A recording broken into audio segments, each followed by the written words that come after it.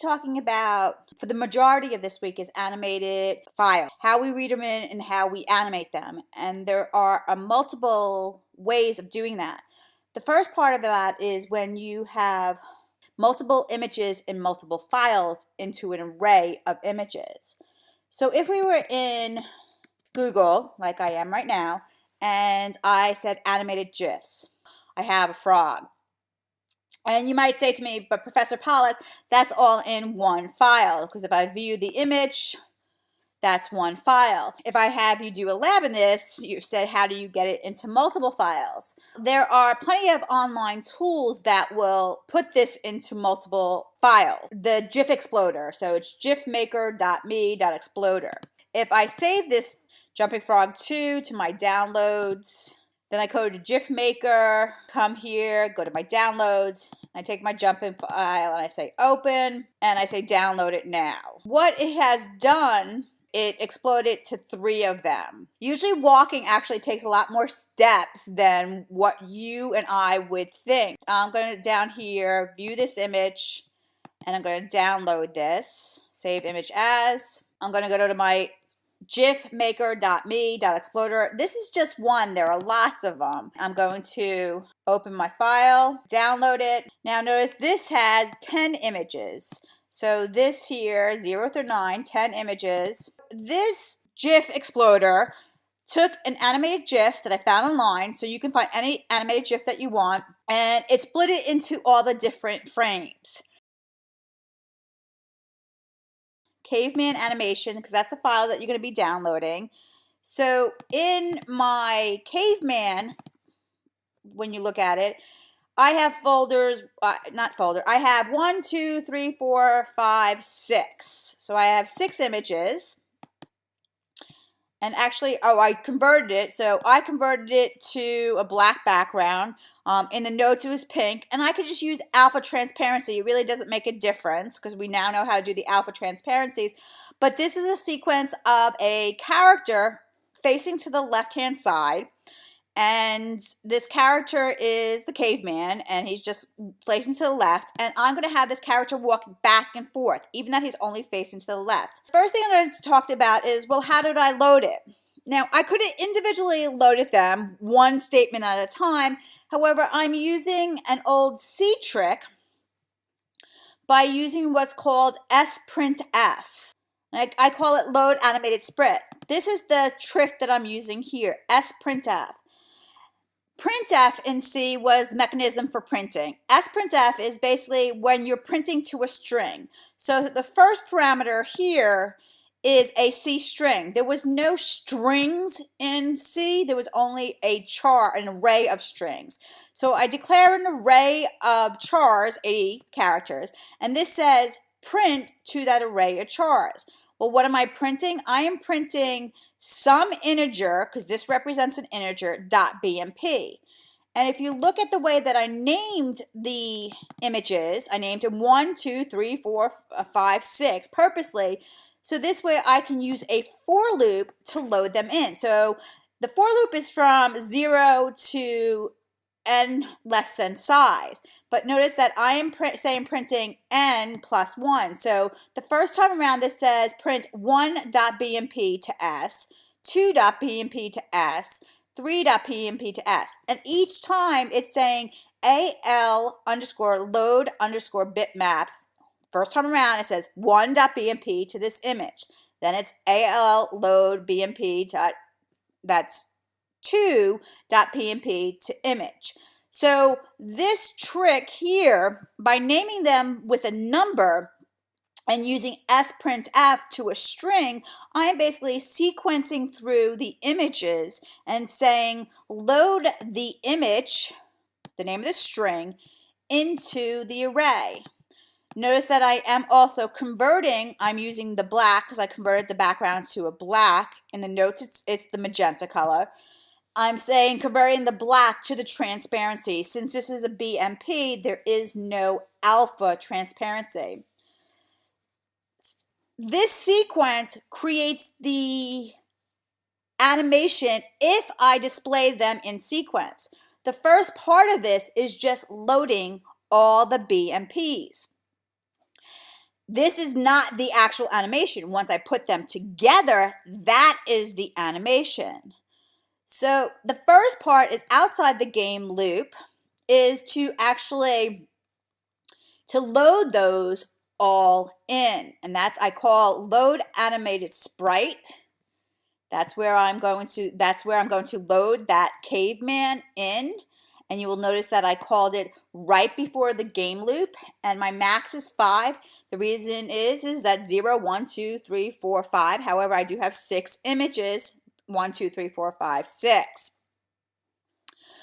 The switching of the frames is based on, I'm using a timer, 60 frames per second.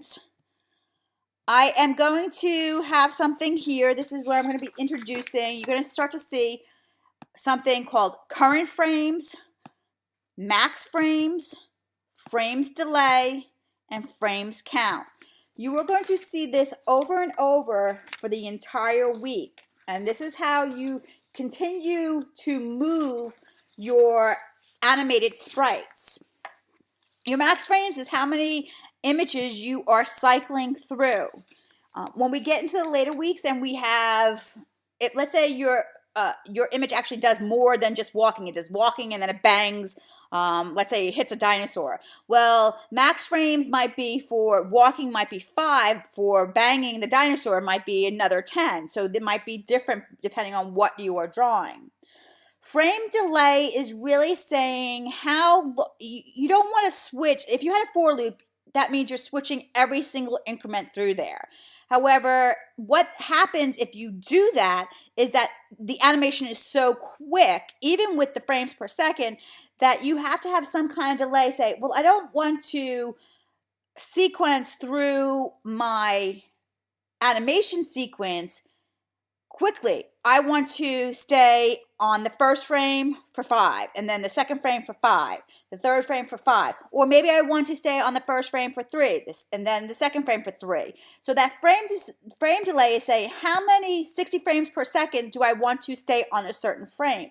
So in this program, I'm saying that for I don't want to switch every animation sequence for 5. So I'm going to keep the frame steady for 5 and then switch to the next sequence.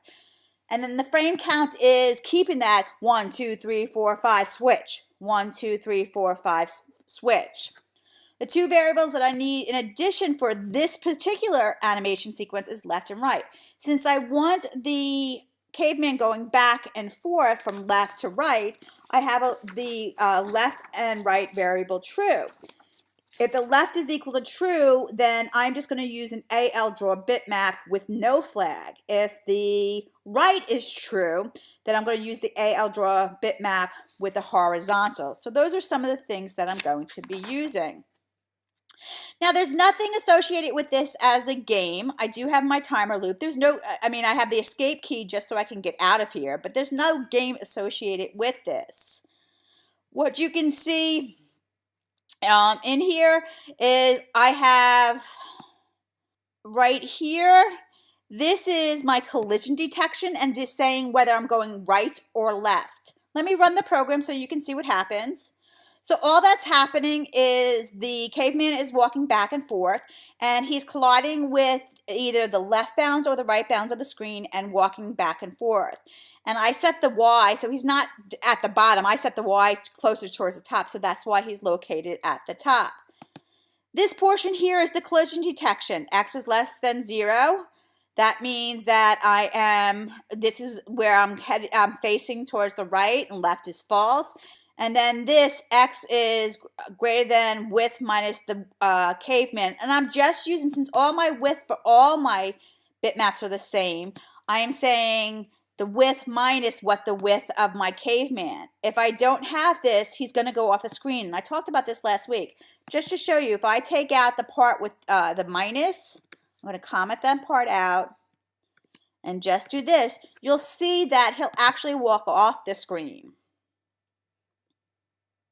So he goes over there and he walks briefly off the screen. That's because you didn't subtract the width from the bounding box testing. So if you want to have true collision detection with that right wall, you have to minus the width of the bitmap. So that is why this portion is there. Here, that means right is false, left is equal to true, and I call move caveman because it's not a simple drawing of the caveman now, because this is where we have to have this frame delay that I talked about. We cannot simply move to the next array sequence with one loop complete. That would make it neurotic. You would have this so quick that you couldn't even see. If we look at the function that moves the caveman, we have our left and our right. And this is where you'll always see how do we update our frame count. Now we have to stay in the array bounds of our image, because you notice that when we do draw down here, we have the image current frame. Well, we got to figure out what our current frame is. So we have to stay in here. We have only 6 images and they're 0 through 5. So we have to make sure that we stay within that. And I just realized that this should be, do I have a max frame up here? Yes, I should be using max frame. Controls are how many times we go with the same frame. And this portion says, which are we going to draw? Now, if you had 4 directions that your animated sprite could draw, then your if statement would be larger. If you had 5 different ways that your animated sprite could draw, then your if statement would be larger, but you would have to have a Boolean to say which way you were actually going to draw this. So in summary, this talks about how do you load images from multiple files. Well, first thing I talked about was how do you get these images. So you can download an image. You can explode the image using GIF Maker Me Exploder.